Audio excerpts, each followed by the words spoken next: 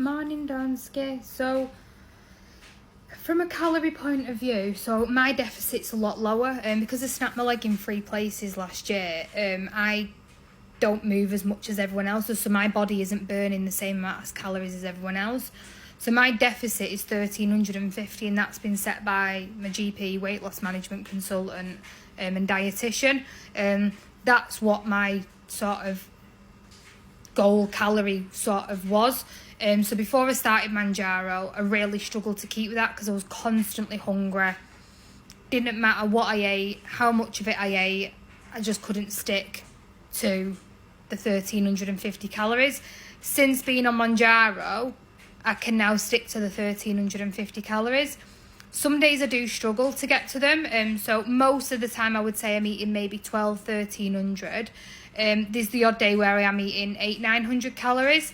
However, that is completely normal. So if you look at the people that are not constantly on a diet their whole life, like us lot, they just eat when they're hungry and they stop when they're full. They don't count the calories, they don't count what they've been eating. They just eat when hungry and stop when full. And some days that might mean one meal. Some days that might mean multiple meals. Some days that might mean a couple of snacks. So I am counting calories at the moment, just until I get to where I need to get to.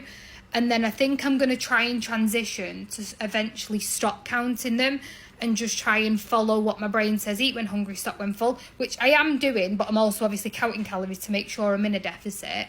But eventually I'd hope to be able to stop it and just live a normal life like normal other people do that aren't currently on diets. Because for me, this isn't a diet, so Mounjaro isn't a diet at all for me. It's just helping me be in a calorie deficit to lose the weight I need to lose. Once I then got to the loss that I need, yes, I'll still have to be in, I probably won't actually have to be in a calorie deficit. If I then want to maintain, I can just make sure I eat when hungry, stop when full, and don't overfeed myself.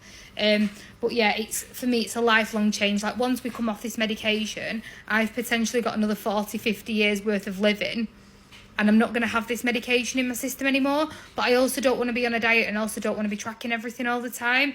So at the moment I am tracking, and it's roughly maximum 1,400 a day. Some days it is a lot lower, but I think that's normal. I think that's how a normal person lives. I hope that helps.